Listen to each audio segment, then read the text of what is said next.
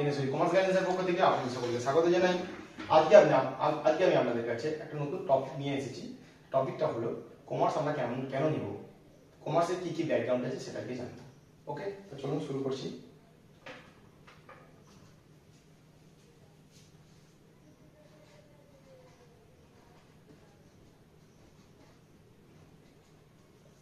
Commerce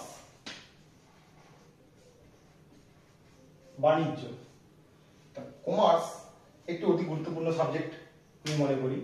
তা কমার্সের অনেকে কি করেন, ভয়ে কমার্স নিতে চাইলেন যে ইংলিশ আছে, বা আবার অনেকে এইচএস পর্যন্ত কমার্স নিয়ে পড়ে আবার কলেজ না করে চলে যায়, যে কলেজে আরো কঠিন হতে পারে, ভালো টিচার না পেতে পারি, ভালো টিউশন না পেলে, ঠিকঠাক বুঝতে না পারলে ছেড়ে দেয়। তা যারা কাজে চলে যায় তাদের ক্ষেত্রে বলবো কাজও করো এবং ওপেনের মাধ্যমে পড়ো। নেতাজি মুক্ত বিদ্যালয় যে আছে এনএসইউ, ওখান থেকে পড়তে পারো। তা ওখানে স্টাডি মেটেরিয়াল দিয়ে দেয়। আপনারা রবিবার তো আপনাদের ছুটি থাকে জবে, প্রত্যেকজনের রবিবার ছুটি থাকে, তো একটু কষ্ট করে পড়লেই হবে। আর আমার এই ভিডিওগুলোকে দেখলে অটোমেটিক্যালি অসুবিধা হবে না কোনো।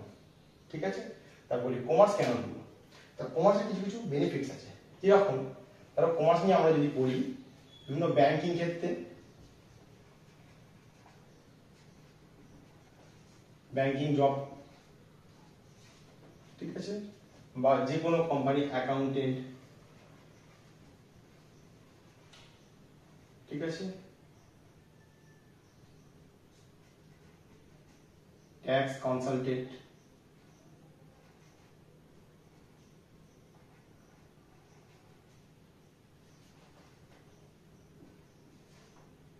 ঠিক আছে, ট্যাক্স ফার্মস খুলছে বা কনসালটেন্ট, যাই হোক। ধরুন আইটি ফাইলের বিভিন্ন কাজ হলো সে করতে পারবে, বিভিন্ন ধরো কোম্পানিতে অ্যাকাউন্টস ডিপার্টমেন্টে থাকতে পারবে, এমবিএ করতে পারবে বিজনেস সংক্রান্ত। আর যদি সে কমার্স নিয়ে পড়ে তাহলে আগে থেকেই তাহলে কমার্স এমবিএ সংক্রান্ত, সম্পূর্ণ তো বিজনেস সংক্রান্ত জিনিস নিয়ে তো এমবিএ আছে তো কোর্সটা। সেক্ষেত্রে যদি সে কমার্স নিয়ে পড়ে এমবিএ ক্ষেত্রে তার কোনো প্রবলেম হবে না। ওকে, সিএ করতে পারে, চার্টার, সিএমএ করতে পারে, cost management accounting, LLB course করতে পারে, ঠিক আছে, এমকম করতে পারে, সিএস করতে পারে, কোম্পানি সেক্রেটারি বা কোনো লয়ার হতে পারে। এবার বলি কমার্স অনেকে বলে সহজ নয়, খুব কঠিন সাবজেক্ট, কারণ এটা ইংলিশ দিয়ে সম্পূর্ণ আছে। অনেকে বলে অঙ্কগুলো খুব কঠিন। আমি তো বলবো কমার্স কোনো কঠিন জাতীয় জিনিস নয়, কারণ কমার্সের অঙ্কগুলো সম্পূর্ণ পাটিগণিত ভিত্তিক। ঠিক আছে, এখানে কোনো a+b হোল স্কয়ার সূত্র বা বীজগণিতের কোনো এখানে ফর্মুলা কোনো অ্যাপ্লাই হয়নি। ওকে, হ্যাঁ ম্যাথ থাকে কলেজে একটুখানি থাকে 50 নাম্বার, ও সামান্য, ওই নিয়ে কোনো ভয় পাওয়ার কোনো ব্যাপার না। তা কমার্সে ক্লাস 11 অন্যান্য সাবজেক্ট বা অন্যান্য টপিকের ক্ষেত্রে যে অনেক সাবজেক্ট আছে, অনেক পড়া, সেসব কিছুই নেই। ক্লাস 11-12 খুবই সহজ। এইচএস এর ক্ষেত্রে খুবই সহজ। কেন বলছি, এখানে বেঙ্গলি ইংলিশ তো একটা কম্পালসারি সাবজেক্ট থাকে, ইংলিশ, ওটা প্রত্যেকের থাকে, আর্টস কমার্স সায়েন্স প্রত্যেককেই নিতে হয়। আরেকটা থাকবে ধরো অ্যাকাউন্টেন্সি,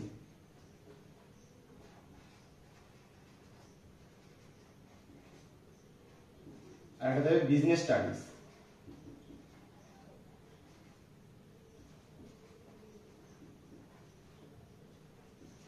আর একটা 4 সাবজেক্ট থাকে, কিন্তু এখানে আরেকটা হবে কস্টিং এন্ড ট্যাক্সেশন,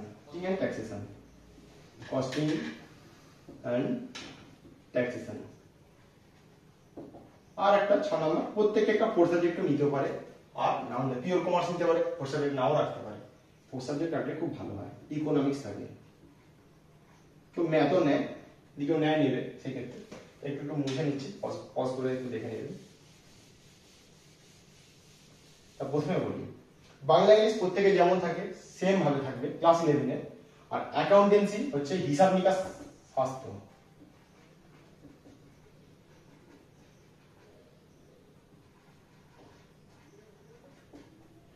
হিসাব নিকাশ শাস্ত্র সবাই ভাবে যে এটা খুব কঠিন, ওইটা ইংলিশ, সবকিছু ইংলিশে, অঙ্ক ইংলিশে, সবকিছু সম্পূর্ণ যারা ভাবে ভুল ভাবে। কেন বলছি, এখানে যাবতীয় যে জিনিসগুলো আছে, ধরো একটা লেনদেন বা ট্রানজাকশন, একজন সুবিধা দেয়, একজন সুবিধা গ্রহণ করে, কি এলো কি গেল কি লাভ কি ক্ষতি এগুলো নির্বাচন করা হয়, কিছুই নেই। একটু বাস্তবিক জ্ঞান দরকার, একটু লজিক দরকার, একটু জার্নাল বা গোল্ডেন রুলস জানা থাকলেই সহজেই অতি সহজেই কমার্সটাকে সে আয়ত্ত আনতে পারবে আমি মনে করি।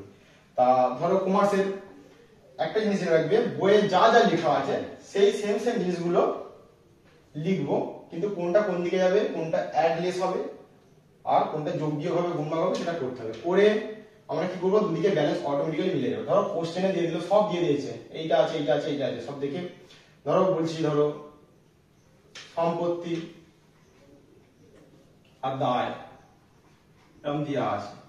ধরো কোশ্চেনে কি আছে, সম্পত্তি, ধরো বাড়ি 10,000 টাকা, 1 লাখ টাকার বাড়ি ছিল, ওখানে দেওয়া আছে তোমার 10,000 টাকা কমে গেছে, তাহলে ব্যয় বলে লিখবো অবচয়। ধরো 10,000 টাকা তার কোনো ক্ষতি হয়ে গেছে, সেটা বাদ দিয়ে দেবো 90,000 টাকা। আবার ধরো কোনো যন্ত্রপাতি মেশিন কিনেছি, সেটা ছিল কত, ধরো 50,000 টাকা মেশিন ছিল, সেটা বৃদ্ধি পেয়েছে, নতুন মেশিন কিনেছি বা মেশিনটা রিপেয়ার করেছি, তার বললো 5,000 টাকা, ঠিক আছে 55,000 টাকা। আবার ধরো এদিকে কোনো লোন ছিল, সেই লোনটাকে আমরা যাই থাক 1 লাখ টাকা বা 2 লাখ টাকা, আবার নতুন করে লোন অ্যাড হলো সেখানে, সেক্ষেত্রে আমরা 5,000 টাকা বাজাই, তার সুদটা অ্যাড হলো, ইন্টারেস্টটা, এরকম হ্যাঁ থাকবে আর কি। ধরো এইগুলো দুদিকগুলো যোগ করবো, অটোমেটিক্যালি দুদিক মিলে যাবে, কিচ্ছু নেই এখানে। তোমরা যে ভাবো অনেকে কমার্স খুব কঠিন জিনিস, খুব কঠিন জিনিস কমার্স, অনেকে বলে ফেল করে যাবি কমার্স নিয়ে নিস, সম্পূর্ণ ভুল। আজকালকার দিনে বর্তমানে যত ডিজিটাল যুগ আসবে কমার্সের প্রাধান্য বাড়বে, কারণ মার্কেটটা এটা সংক্রান্ত মার্কেট নিয়ে পড়া, এই জিনিসপত্র কেনা বেচা বা সেলস পারচেজ এসব সংক্রান্ত জিনিস নিয়ে তৈরি, এতে কিছু নেই। তা এইগুলো নিয়ে পড়লে আশা করছি এইসব জিনিস নিয়ে আরো ভালো সে জানতে পারবে, মার্কেটিংটা কি জিনিস, বিজনেস সংক্রান্ত জানতে পারবে, ঠিক আছে। আর এই যেমন ধরো এইগুলো যোগ করবো অটোমেটিক্যালি, কিছু এতে কি বীজগণিতের কিছু আছে, কিছু নেই।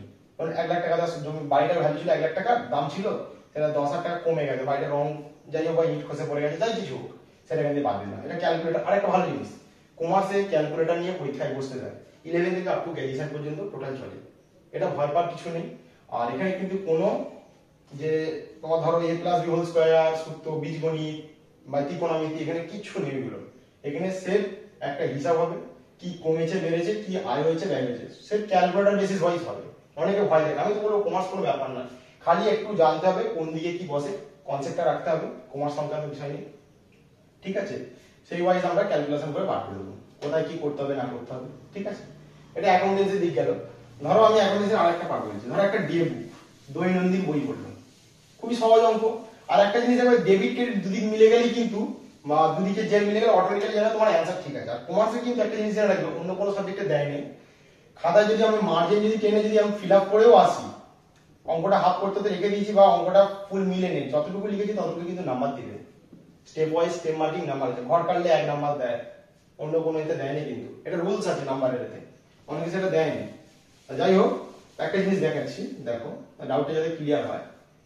ডে বুক, ধরো একটা ডে বুক দোকানে বললো আর কি, দৈনন্দিন বই,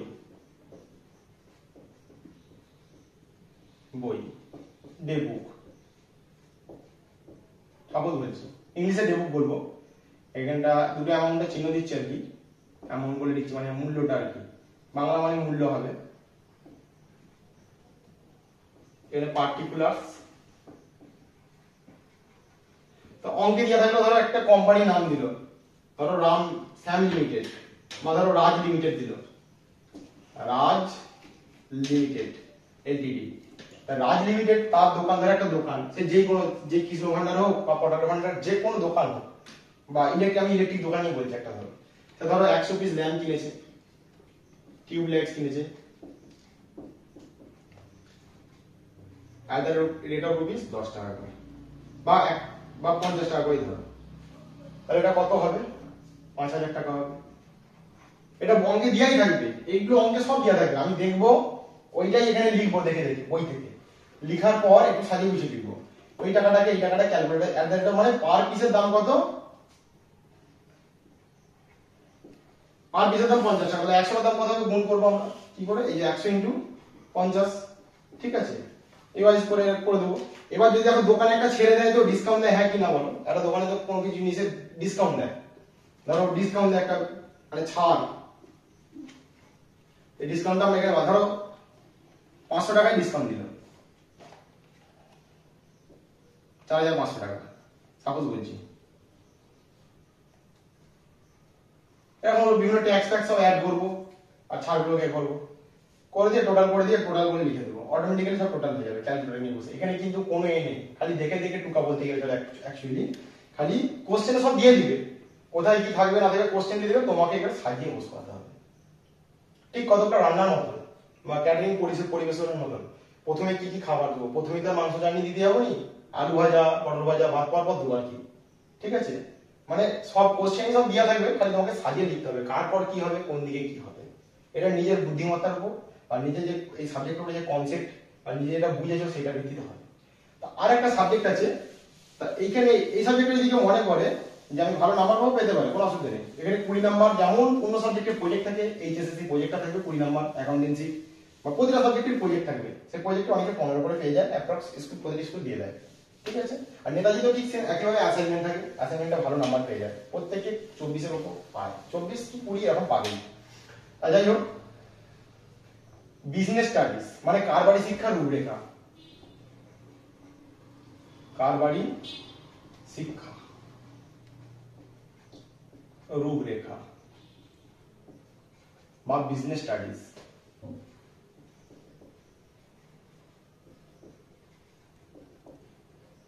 বিজনেস স্টাডিজ জিনিসটা কি? তা এই সাবজেক্টটা এত সহজ, অন্যান্য মানে যেসব সাবজেক্ট আছে কমার্স সায়েন্স আর্টস সবের মধ্যে থেকে সব থেকে ইজি সাবজেক্ট। একে মুখস্থ করতে হবে, খালি সিম্পলি ভাবে পড়তে হবে এবং আমাদের যে বাজার দোকান বা বিভিন্ন যে আমাদের ইকোনমিক পরিবেশ যেগুলো আছে আর কি আশেপাশের মধ্যে, এই মার্কেটে এর মধ্যে একটু নজর দিলে বা বিভিন্ন ব্যাংক এলআইসির মধ্যে একটু মানে ভালো মাইন্ড নিয়ে যদি নজর দিয়ে চিন্তা করে দেখা যায়, তাহলে কিন্তু অটোমেটিক্যালি আমরা করে নিতে পারবো।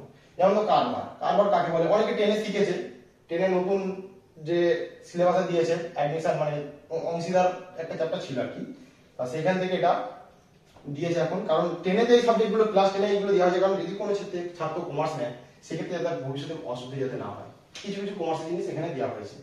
ধরো কারবারি শিক্ষার রূপরেখা, এখানে বিজনেস স্টাডিতে কি থাকে বলবো, কারবার কাকে বলবো।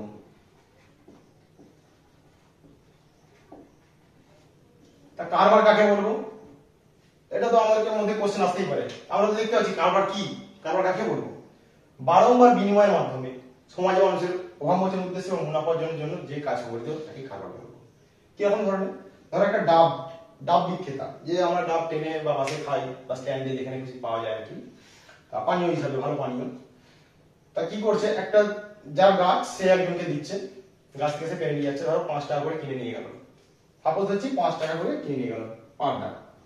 সে আবার গিয়ে আরেকজনকে দিচ্ছে 8 টাকা রেটে, সে আবার আরেকজনকে গিয়ে দিচ্ছে 10 টাকা রেটে এবং ক্রেতা খাচ্ছে 15 টাকা।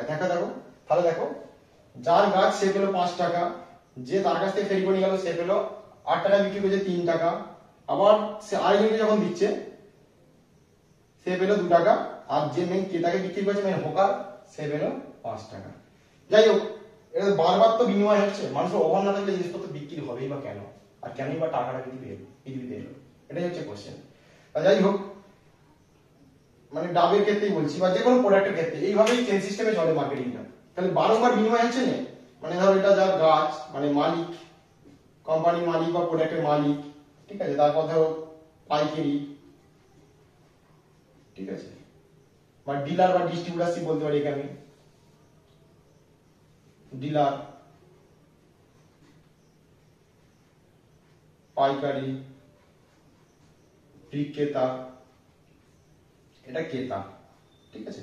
তাহলে বারংবার বিনিময় হচ্ছে, বিনিময়ের মাধ্যমে সমাজে মানুষের অভাব মোচনের উদ্দেশ্যে, তাহলে মানুষের কিছু অভাব ছিল, আমি পানীয়টা খাবো, পানীয়টা ভালো উপকার স্বাস্থ্যের পক্ষে যাই হোক, তা ক্রেতা খাচ্ছে। তাহলে বারংবার বিনিময়ের মাধ্যমে সমাজে মানুষের অভাব মোচনের উদ্দেশ্যে এবং মুনাফা অর্জনের জন্য যে কাজ সংগঠিত হয় তাকে কারবার বলবো, ঠিক আছে। এবার কারবারে কিছু ভাগ আছে বা শ্রেণী বিভাগ আছে।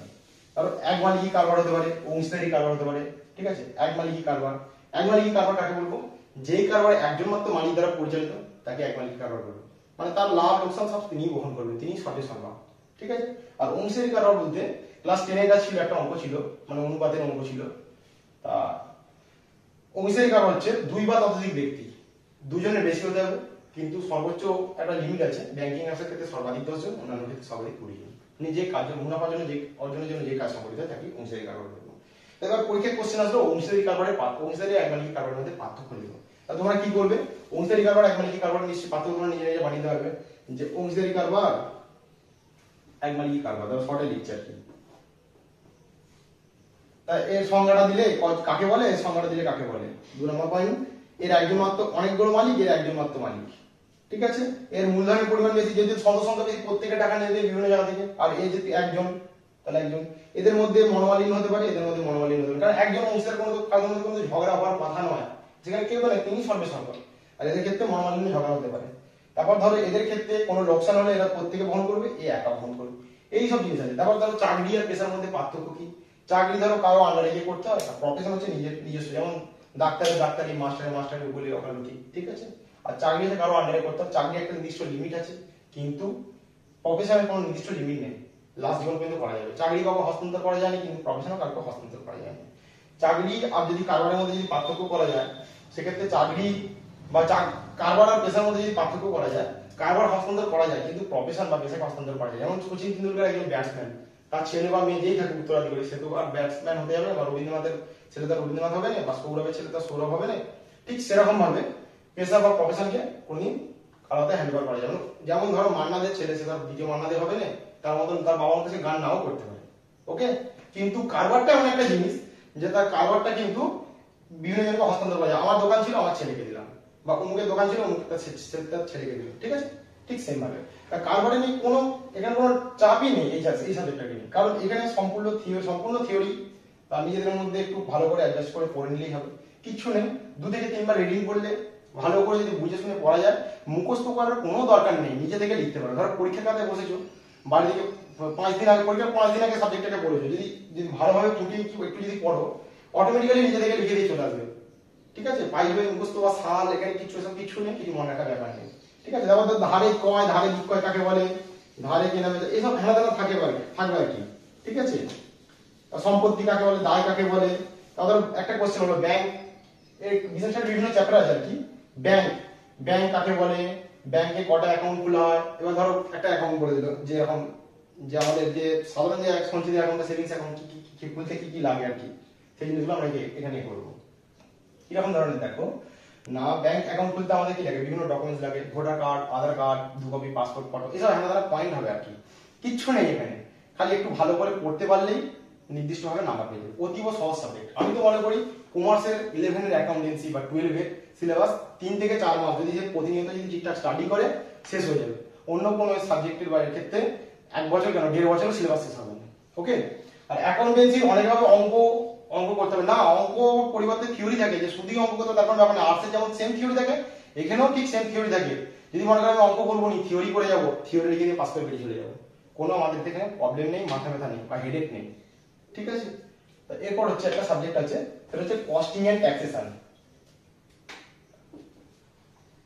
কস্ট এন্ড ট্যাক্স, এটা পরিব্যয় নির্ণয়, পরিব্যয় আর কর।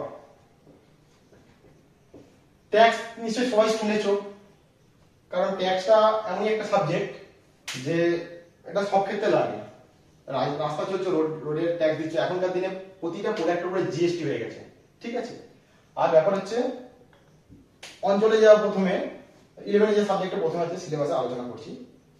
আমরা যে অঞ্চলে যাই, গিয়ে কি করি, আমরা রেসিডেন্সিয়াল সার্টিফিকেট আনবো। ঠিক আছে। এই রেসিডেন্সিয়াল সার্টিফিকেটটা কি করে দেবো, কেন দেবো, এটা কি, এটা আমাকে জানতে হবে। একটা ব্যক্তি এখানে রুলস বলা আছে 182 দিন ভারতে উপস্থিত থাকতে হবে, থাকলে সে আবাসিক। ঠিক আছে। এবং পার্মানেন্ট হলে তাকে কত কি করতে হবে সেগুলো, বা বিদেশে চলে গেছে কোনো ব্যক্তি, দেশে এসেছে, তাহলে এই বছর তাকে কি আবাসিক বা রেসিডেন্ট ইন ইন্ডিয়া হিসাবে তাকে কি ধরবো, ভারতীয় নাগরিক বা ভারতীয় আবাসিক হিসাবে। বা কোনো আমেরিকার ব্যক্তি ইন্ডিয়াতে এসেছে, সে কি ইন্ডিয়ার কোনো ফ্যাসিলিটি পেতে পারে, তাকে আবাসিকত্ব অর্জন করতে হবে। ঠিক আছে। এইটার উপর এই চ্যাপ্টারটা করলে সম্পূর্ণ 5। এই কথাটা খালি হিসাব করবে যে কোন ডেটে ভারতে এসেছে, কতদিন ছিল এবং কতদিন পর চলে গেছে, বা কোন ডেটে ভারতে ছিল, ভারত থেকে বিদেশে চলে গেছে, আবার ব্যাকে ফিরেছে, পূর্ববর্তী বছরে কতদিন ভারতে ছিল। এই জিনিসটা ক্যালকুলেশন করে মাসটা খালি হিসাব করে, খালি ক্যালকুলেটর 30 দিন 31 দিন যেই মাস যেমন হয় আর কি লিখে যোগ করে, যদি আমরা দেখবো 182 দিন হয়েছে, হলে আবাসিক, না হলে অনাবাসিক। এই চ্যাপ্টারটাতে সলিড 5 নাম্বার আছে, ঠিক আছে, মাথা ব্যথার কোনো কারণ নেই। বললো 5টা করমুক্ত আইন নাম লিখো, সেক্ষেত্রে আমরা 5টা করমুক্ত আইন জানি। ধরো কৃষি আইন সম্পূর্ণ করমুক্ত বই দিয়ে আছে। তারপর ধরো এলআইসির ক্ষেত্রে নাবালকের ইনকাম, অংশীদারি ব্যাপার প্রতিষ্ঠানের ক্ষেত্রে ভারতীয় কোম্পানির লভ্যাংশ সম্পূর্ণ নীল, এগুলো লিখে দিলে 5 নাম্বার পেয়ে গেলাম। তারপর ধরো কৃষি আইন নামে একটা চ্যাপ্টার আছে, এগ্রিকালচার ইনকাম। আমরা জানি কৃষি আইন সম্পূর্ণ করমুক্ত, কিন্তু কিছু কোশ্চেন দিল, ধরো জমিতে ফসল উৎপন্ন করে বা ফসল বিক্রয় করে হয়, তাহলে জমিতে ফসলটা চাষ করা হয়, লাঙল দেওয়া হয়, ঠিক আছে, বীজ বপন করা হয়, সেই ক্ষেত্রে ওটা হবে। কিন্তু একটা গাছ যদি আগাছাড়া ভাবে জন্মায়, তাকে কোনো সার বীজ কিছু দেওয়া হয়নি, পরিচর্যা করা হয়নি, সেক্ষেত্রে সেটা কৃষি আইন নয়, অকৃষি আইন, ঠিক আছে। বললো যে ইট ভাটা থেকে ইট বিক্রি করা হয়, সেটা তো কৃষি আইন নয়, কেন সেটা কৃষি আইন হবে, ঠিক আছে, সেটা এখানে আসবে না। এরকম কিছু পয়েন্ট দিয়ে দিলেও লিখে দিলে সলিড 5 নাম্বার পেয়ে গেলে। আর একটা ধরো স্যালারি একটা অঙ্ক থাকে, বেতন। ধরো কোনো ব্যক্তির মাইনে, কি করে মাইনে হবে, তার বোনাস কত, হেনা তেনা সব দেওয়া থাকবে, খালি ক্যালকুলেটর হিসাব করে খালি যোগ করে বাইরে করে দেবো। এখানে কিন্তু কোনো বীজগণিতিক গল্প নেই, অবভিয়াসলি এগুলো সব খালি দেওয়া থাকবে, এরকম এরকম লিস্ট লেখা থাকবে, পরপর অ্যামাউন্ট গুলো দেওয়া থাকবে, অ্যামাউন্ট গুলো দেখবো আর এখানে সাজিয়ে সাজিয়ে লিখবো আর ক্যালকুলেটর যোগ বিয়োগ করবো। সেরকম কোনো হেডেক নেই, খালি দেখে দেখে টুকা বলে চলে। এক কথা, একটু ভালো করে যদি আমি এর ব্যাপারে যদি কনসেপ্ট বা আমার যদি কোনো ধারণা থাকে বা কোনো মাস্টার যেভাবে বুঝালো যদি ভালোভাবে বুঝে থাকি, অবশ্যই অ্যান্সার করে ভালো নাম্বার পাবো, 80 থেকে 90% নাম্বার অবশ্যই পাওয়া যায়। আর আজকালকার দিনে কমার্স কিন্তু অনেকেই ভয় পায়, আমি যেটা দেখি আর কি, প্রত্যেকটা ছেলেকে বলা হয় কমার্স লাইনে, কিন্তু পরবর্তী পর্যায়ে তারা এসে সেম বলে এইচএস এর পর বলে আমরা ভুল করেছি, কারণ আমরা কমার্স নিইনি। কারণ একটা ছেলে কাজের ক্ষেত্রে গিয়ে ধরো কোনো ক্ষেত্রে কাজ করতে গেল বা অফিসে গেল, সরকারি চাকরির ক্ষেত্রে বলছি, বেসরকারি সরকারি চাকরির ক্ষেত্রে অনেক ভর্তি হয়, অনেক কিছু করতে হয়। তা সেই টাইমটা আমি যদি নষ্ট না করে যদি পড়ি বা কোনো কোম্পানিতে যদি চাকরিরত থাকি, সঙ্গে কম্পারেটিভ বা সরকারি চাকরির জন্য পড়ি, তাহলে কাজে হলো আমার পড়াকে পড়া হবে, যখন পরীক্ষা তখন পরীক্ষা দিয়ে পরীক্ষা নিয়ে নেবো। অনেকেই করে বসে থাকে শুধু সরকারি চাকরির জন্য পড়তেই থাকে, আমি তো মনে করি নিজেকে কাজ লেগে যাই ভালো, ঠিক আছে। তা যাই হোক, তো এক্ষেত্রে বলি মানে কমার্সের ক্ষেত্রে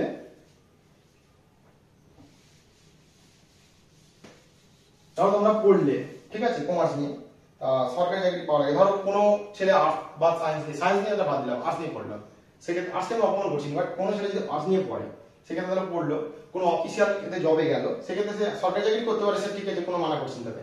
কোনো অফিসিয়াল কাজে গেল, সেক্ষেত্রে কিন্তু তার সার্টিফিকেট শো হবে। এখানে যদি 10টা কমার্স ছেলে যায় আর যদি 15টা আর্টসের ছেলে যায়, 15টা ছেলেকে তাড়িয়ে দেবে, নিবে না, কম্পিউটার যতই জানো।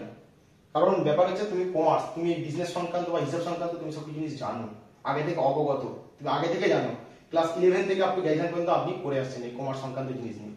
তাহলে তোমার এই হিসাব করতে কোনো অসুবিধা হবে না, হিসাবটা বুঝতে সুবিধা হবে না, তুমি নির্ভুল হিসাব করবে, সঠিক কাজটা করতে পারবে, ঠিক আছে। আর যে এগুলো জানে নেই, নন ট্রেনিং সংক্রান্ত, কোনো তার ধারণাই নেই সংক্রান্ত নিয়ে, হিসাব কি, হিসাব নিকাশ কি, হঠাৎ করে দিলে তো একদিনে পারবে না, তাকে ধীরে ধীরে ধীরে ধীরে অভ্যস্ত হতে হবে, ঠিক আছে। এরপর আরেকটা সাবজেক্ট আছে, সেটা হচ্ছে কস্টিং। কস্টিংটা কি জিনিস না, কস্টিংটা হচ্ছে একটা ফ্যাক্টরিতে একটা লেবারদের মজুরি বার করা, একটা লেবার, ঠিক আছে, মানে একটা কারবারে কিভাবে কাজ করছে, কত ঘন্টা কাজ, ধরো 10 ঘন্টা কাজ করে ঘন্টা প্রতি মজুরি তার 50 টাকা, তাহলে তার পার ডে রোজগার তো 500 টাকা। এটাই খালি করতে হবে, খালি কিছু লেখা আছে সেটা সেখানে লিখে আছে, এখানে লিখে দিতে হবে, ঠিক আছে। একটা কোম্পানিতে কবে মাল আমি কিনবো, কবে মাল বিক্রি করবো, ঠিক আছে, সেলস করবো, কবে পারচেস করবো, সেই ওয়াইজ হবে। ধরো আমার যেমন বাড়িতে, ধরো আমার মাসে 30 কেজি চাল লাগে, রাইস মানে চাল লাগে, এই চালটা দিয়ে ভাত রান্না করে খাই।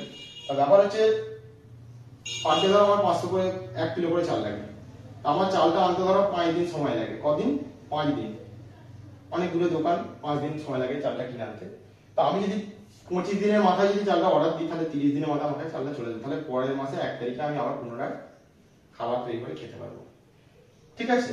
তাহলে সেই বুঝে আমাকে অর্ডারটা দিতে হবে, সেই বুঝে, নাহলে আমি 30 তারিখের পর যদি বলি আমার চাল নেই, চাল শেষ হয়ে, তাহলে 5 দিন আমাকে না খেয়ে বসে থাকতে হবে, ঠিক আছে। এই সংক্রান্ত এরকম ধরনের চাল নয়, বাট সাপোজ এরকম কারখানা, ধরো মেটেরিয়াল আমার আছে 30 কেজি মেটেরিয়াল আছে, সেটা আমার চলবে, ধরো 30 পার ডে 1 কেজি করে মেটেরিয়াল আমার লাগে, ঠিক আছে।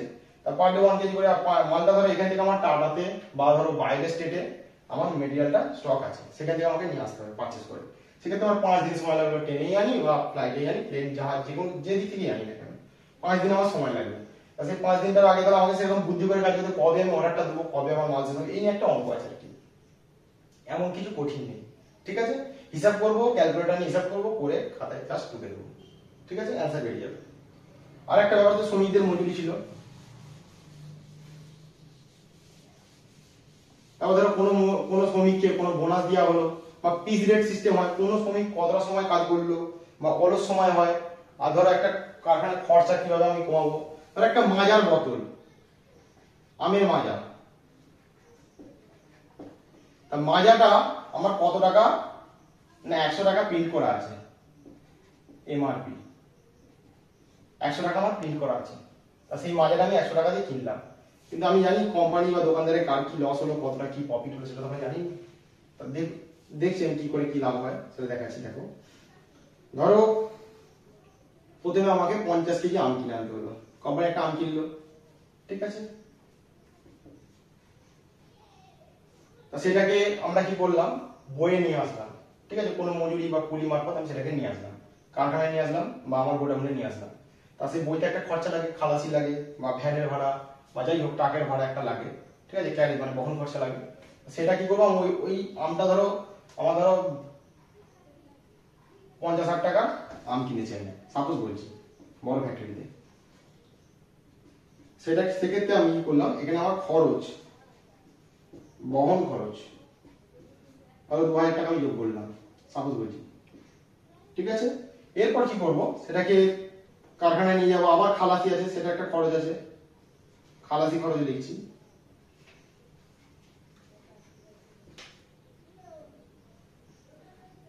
ধরো 200 টাকাই ধরছি, সাপোজ ধরছি। এরপর ধরো সেটাকে আমি কারখানায় নিয়ে গেলাম, কিন্তু এখান থেকে ধরো কিছু বাদ দেবো, মানে লেস করব, এগুলো যেমন অ্যাড করব মানে যুক্ত করব, এগুলো বিয়োগ দেবো। এই পর্যন্ত আমি যোগ করলাম, দেখুন আমার 52,200 টাকা হলো।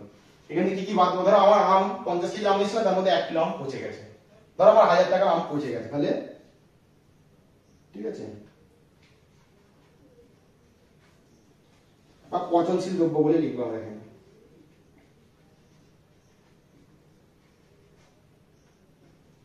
হাজার টাকার আমি বাদ দিয়ে দিলাম, তাহলে আমার কাছে এখন 51 টাকা প্রোডাক্ট আছে। এরপর আমরা কি করব, সেটা ফ্যাক্টরিতে চলে যাবে। ফ্যাক্টরিতে চলে গেলে তা ফ্যাক্টরির ক্ষেত্রে কি কি যোগ হবে, ফ্যাক্টরি ধরো গোটা ফ্যাক্টরিটার একটা রেন্ট আছে, ফ্যাক্টরি তো ভাড়া নিয়ে অনেকে তো কারখানা খুলতে পারে, সেই ভাড়াটা এখানে আমি যোগ করবো, ঠিক আছে, ভাড়াটা যোগ করবো, ফ্যাক্টরি রুম ভাড়াটা যোগ করবো, ইলেকট্রিক বিল যোগ করবো, এবং যে লেবাররা কাজ করছে তাদের কত মাইনে হচ্ছে সেটাও এর সঙ্গে প্রোডাক্টের সঙ্গে যুক্ত হচ্ছে আমার, ঠিক আছে, যেহেতু আমি প্রোডাক্টটা তৈরি করছি সেই উদ্দেশ্যে আমার ওটা যোগ হবে। এরপর কি করবো আমরা, সেটাকে ধরো কোনো ফ্যাক্টরিতে একটা ইন্স্যুরেন্স বা বীমা করা থাকে, ধরো আগুনে পুড়ে গেলে পড়ে যেতেই পারে শর্ট সার্কিট হয়ে বা কোনো যাই কিছু হোক, সেক্ষেত্রে একটা ইন্স্যুরেন্স করা গেলো, সেই ইন্স্যুরেন্সের টাকাটা আমি ওখানে যোগ করবো, কারণ ইন্স্যুরেন্সটা প্রোডাক্টের জন্য বা শ্রমিকদের জন্য ওই কারখানার জন্য করেছি আমি, ওই উদ্দেশ্য সাপেক্ষে ওইটা যোগ হবে ওখানে, ঠিক আছে, ইন্স্যুরেন্সটা। এরপর এই পর্যন্ত ফ্যাক্টরি কাজ মিটে গেল। এরপর ধরো অফিস আছে, অফিসের স্টাফরা তারা ধরো ওই ফ্যাক্টরিতে লেবার মতো কাজ করবে না, তারা অফিসিয়াল কম্পিউটারে বিল করা, বিভিন্ন অর্ডার নেওয়া, বিভিন্ন কাজ করবে। তাদের একটা অফিসের একটা রেন্ট ভাড়া আছে, অফিসের ভাড়া, লাইট ভাড়া, ইলেকট্রিক বিলের ভাড়া, ঠিক আছে, তাদের মাইনে আছে, সেগুলো আমরা যোগ বিয়োগ করবো। তারপর কি করবো, সেটা আমি উৎপাদন কেন্দ্র থেকে নিয়ে চলে যাবো, সেটা বন্টন কেন্দ্রে, সেখানে গিয়ে প্রোডাক্টটাকে প্যাকেটিং করা, ঠিক আছে, তারপরে বন্টন করা, ডিস্ট্রিবিউট করা, এই করে করে আমার বিভিন্ন ডিস্ট্রিবিউটারশিপ করে আমার ধরো 1 লাখ টাকা, কথা হচ্ছে সাপোজ হচ্ছে 2 লাখ টাকা আমার টোটাল আমি বিক্রি করেছি, মালটাকে সেলস বিক্রয় করেছি। এর ব্যাপার হচ্ছে সেখান থেকে আমরা কি বাদ দেবো না, সেখান থেকে বাদ দেবো যে যাবতীয় খরচ বাদ দেবো, খরচ বাদ দিলাম, ধরো হয়তো 1,70,000 টাকা, তাহলে কোম্পানি দাঁড়ালো কত, 30,000 টাকা। ব্যাপারটা বুঝাতে পেরেছি কি, ঠিক আমরা যেমন করে আমাদের প্রফিট বার করি কিভাবে বা লাভ বার করি কি করে, আমার যাবতীয় আয় থেকে ব্যয় বাদ দেবো। ধরো আমি একটা কোনো জিনিস নিয়ে আসলাম, নিয়ে এসে বিক্রি করছি, ধরো আমি 20 টাকায় কিনেছি, বিক্রি করছি 40 টাকায় বা 30 টাকায় বিক্রি করছি, তাহলে আমরা কি করবো, বিক্রয় মূল্য থেকে ক্রয় মূল্য বাদ দিলে যেটা থাকে সেটাই আমাদের লাভ, ঠিক আছে, ওকে। তো এই জিনিসটা এখানে থাকবে, তাহলে লেবারদের মজুরি বার করা থাকবে, পদ্ধতি এখানে থাকবে, মেটেরিয়াল সংক্রান্ত কিছু থাকবে, বা কিছু খরচা বাঁচানো, মেটেরিয়াল কিভাবে ব্যয় করবো, ব্যয়টাকে নির্ণয় করবো ফ্যাক্টরি ক্ষেত্রে, ঠিক আছে। আর এরপর হচ্ছে এগুলো সব শুধু যোগ বিয়োগের খেলা। একটা সাবজেক্ট থাকবে ইকোনমিক্স, অর্থনীতি। অর্থনীতি জিনিসটা কি আমরা দেখবো না, ধরো এই যে দাম, এই যে প্রোডাক্টের দাম বেড়ে যাচ্ছে, ধরো ইলিশ মাছের কথা বলছি সাপোজ,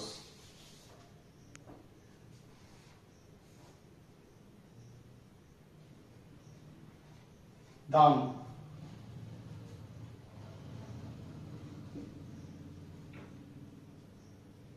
এটা চাহিদা লিখছি, ঠিক আছে।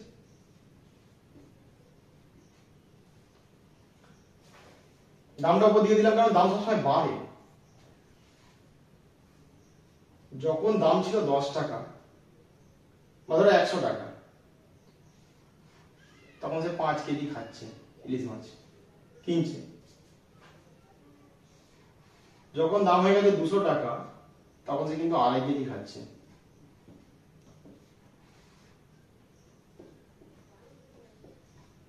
যখন দাম হয়ে গেছে 1000 টাকা, তখন সে 1 কেজি খাচ্ছে। দাম যত বাড়ছে চাহিদা তত তো কি কমে যাচ্ছে। যখন তার দাম ছিল 100 টাকা, তখন লোক হরদম কিনেছে, 5 কিলো 10 কিলো 20 কিলো কিনে গেছে। যখন দাম কিন্তু 200 টাকায় গেছে, একটু যখন দামটা হাই হয়ে গেছে, তখন লোক একটু পরিমাণ কম কিনছে, পরে একটা 2.5 কেজি কিনছে। যখন দাম তার 1000 টাকা হয়ে গেল, একদম চড়া রেটে হাই দাম হয়ে গেছে, যেটা সাধারণ মানুষের পক্ষে কেনা সম্ভব নয়, সেক্ষেত্রে 1 কেজি কিনছে লোক। দামের সঙ্গে চাহিদার একটা সম্পর্ক আছে।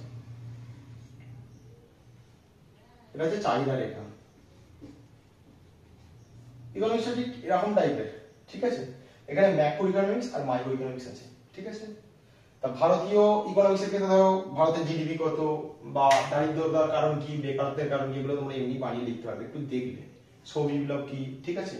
তারপর ধরো কি বলবো, মানে বিভিন্ন মানে মুদ্রাস্ফীতি কি, এসব অনেক কিছু জিনিস থাকবে। তারপরে এই যে আমাদের প্রধানমন্ত্রী সড়ক যোজনা বা ইন্দিরা গান্ধী আবাস যোজনা, 100 দিনের কাজ, এইসব ক্ষেত্রে যে কিছু কি কি প্রজেক্ট হয়েছে, ইন্দিরা আবাসনের ঘরের ক্ষেত্রে কত টাকা কি হয়েছে, কোন এলাকায় কি কাজ হয়েছে, এরকম জাতীয় জিনিস এখানে থাকবে।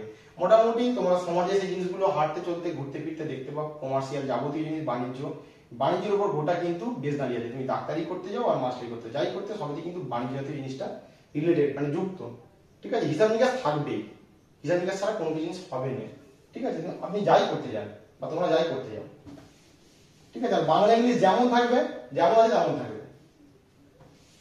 আর এনএসইউর ক্ষেত্রে যারা ভাবছো যে আমরা শুধু মানে গ্র্যাজুয়েশন করবো না, বাট এইচএস দিয়ে অনেকে কাজে চলে যায়, অনেক ছেলে কাজে চলে যায়, দেখেছি প্রচুর ছেলে কাজে চলে যায়, অভাবের তাড়না বিভিন্ন ক্ষেত্রে চলে যায়। কমার্স নিয়েই পড়ে যায়, তো কাজ চলে গেছে, কারণ তারা আর গ্র্যাজুয়েশন করতে পারে না, অনেক খরচা এক্সপেন্সেস। তারা আমি বলবো তার দিকে তোমরা এনএসইউতে পড়ো, নেতাজিতে পড়ো। এনএসইউ সিস্টেমটা সেম ভ্যালুয়েশন, ইউজিসি তো সবাইকে একই ভ্যালুয়েশন দিয়েছে, মানে ইউনিভার্সিটি জ্ঞান কমিশন প্রত্যেকে তো একই পাওয়ার দিয়েছে। তা অসুবিধাটা কোথায়? এটা ডিস্টেন্স বলে বা ওপেন বলে, রেগুলার নয় বলে। তা এক্ষেত্রে হবে কি,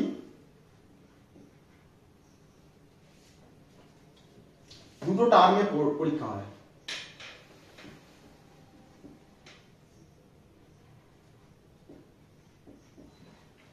first term and second term, মানে ফাইনাল টার্ম, ঠিক আছে। ওর যেমন সেমিস্টার হচ্ছে, এর ক্ষেত্রেও 6টা টার্ম আছে, ঠিক আছে।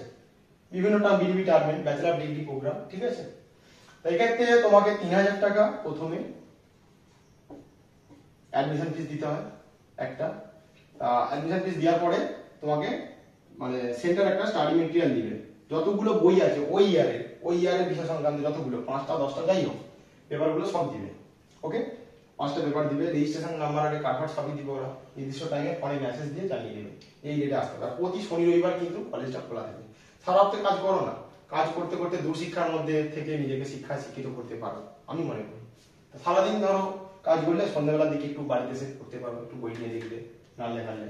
বাট আমার এই ভিডিওগুলো পরপর যে আগে ডেসক্রিপশনে গিয়ে দেখবে বা আমার প্লে লিস্টে গিয়ে আমার চ্যানেলে গিয়ে দেখতে পাবে, অঙ্ক সংক্রান্ত কমার্শিয়াল।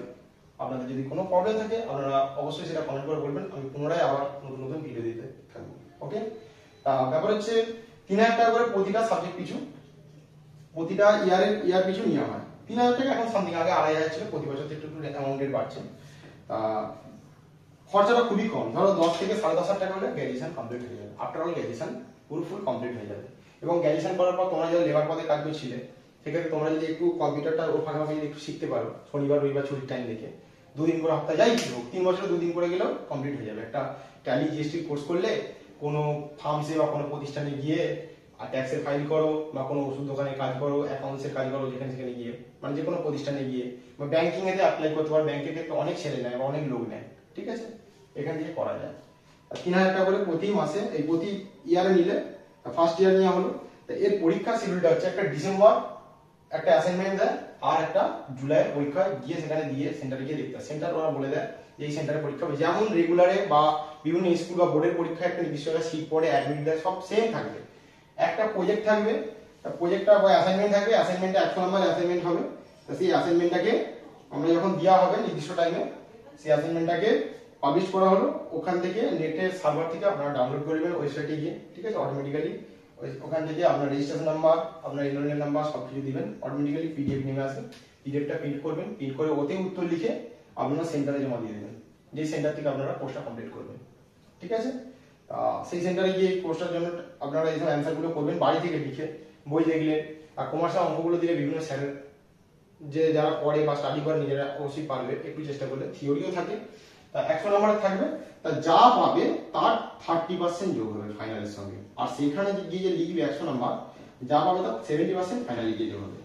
এখন যেমন রেগুলার করেছে, কলেজে প্রতিদিন গেলে 10-এ 10 প্রেজেন্ট একটা ভাগ থাকে, যে প্রতিদিন যদি কারো 90% আপ প্রেজেন্ট থাকে বা 75% আপ, তাকে 10-এ 10 দেওয়া হয় একটা কলেজ থেকে নাম্বার থেকে। কলেজে একটা ইউনিট টেস্ট বা মিড টার্ম টেস্ট হয়, ইন্টারনাল পরীক্ষা হয়, সেক্ষেত্রে তাকে 10-এর মধ্যে 8 বা 9 পাই যাবে, 10-এ 10 দিল, ঠিক আছে। এক্ষেত্রে ছেলেটা 15 বা 20 পেয়ে গেল, ফুকুটিয়া, ঠিক আছে। তা এক্ষেত্রে সে তো বাড়িতে লিখেও সেও দেখে 30% 100 ধরো সে 70 পেয়েছে, তাহলে 70 30% 21, এতে একই নাম্বারই পেলো। তো ওরও ফাইনালে গিয়ে পরীক্ষা হবে, এরও ফাইনালে গিয়ে পরীক্ষা হবে। এর ক্ষেত্রে ওই পার্সেন্টেজটা ধরো, এর পার্সেন্টেজের কোনো সিস্টেম নেই রেগুলারে, ও 20 নাম্বার যদি এখানে কলেজে হয় ওখানে 80 নাম্বার, কিন্তু এর ক্ষেত্রে টোটাল 200 নাম্বার করে পরীক্ষা হবে, 100 নাম্বার এখানে বাড়ি থেকে লিখে জমা দিতে হয়, নির্দিষ্ট টাইমে জমা দিতে হয়, আর একটা ওইখানে গিয়ে দিয়ে আসতে হয়। ওই যে বাড়ি থেকে যেটা লিখে জমা দিলাম তার 30% নাম্বার গ্রাহ্য করবে, যা পাবে তার 30%। যদি আমি 70 পাই, 70 এর 30% সেক্ষেত্রে হবে, বা 80 পাই তার 30% আলাদা হবে, ওকে। আর ফাইনালে যা লিখবো সেখানে গিয়ে লিখে দেবো, তার 70% যোগ হবে, ঠিক আছে। আর এখানে পাস করার কোনো ব্যাপার না, পাস অবশ্যই করে যাবে, প্রত্যেক ছেলে পাস করে যাবে, কারণ থিওরি থাকে প্রচুর, থিওরি লিখলে পাস করে যেতে পারে। অঙ্কের সেরকম থাকে, অঙ্ক থাকে, পাস করার মতো থিওরিও থাকে, ঠিক আছে। তার ডিগ্রিটা নির্দিষ্টভাবে আর নির্দিষ্ট সময়ে ঠিকঠাক টাইমে কমপ্লিট হয়ে যাবে। দেখতে 3 মাসে কোথেকে কেটে যাবে, কোন দিক দিয়ে কেটে যাবে বুঝতে পারবেন না, ঠিক আছে। কাজ করতে করতে অটোমেটিক্যালি কেটে যাবে। এমনি বসে থাকলে বসেই থাকবে, বোরিংনেস ফিল করবে। যদি কাজও করো এবং ডিগ্রিও করো, করা যেতে পারে, অসুবিধা কিছু নেই। ধরো কোনো কোম্পানিতে বা ফ্যাক্টরিতে এমনি লেবার পদে বলো যে কোনো কাজে একটা কাজে লেগে গেলে, তার সঙ্গে সঙ্গে এটা করতে থাকলে, তাহলে তোমার দুদিকেই হলো, ঠিক আছে। ঠিক নির্দিষ্ট টাইমে নিজেকে স্ট্যান্ড করতে পারবে, ঠিক আছে। তা আজকে এই পর্যন্ত রাখছি। আমার এই ভিডিওটি যদি আপনাদের সকলে ভালো লেগে থাকে, অবশ্যই ভিডিওটি লাইক করবেন, কমেন্ট করবেন এবং সকলের মধ্যে শেয়ার করবেন, ঠিক আছে। নমস্কার।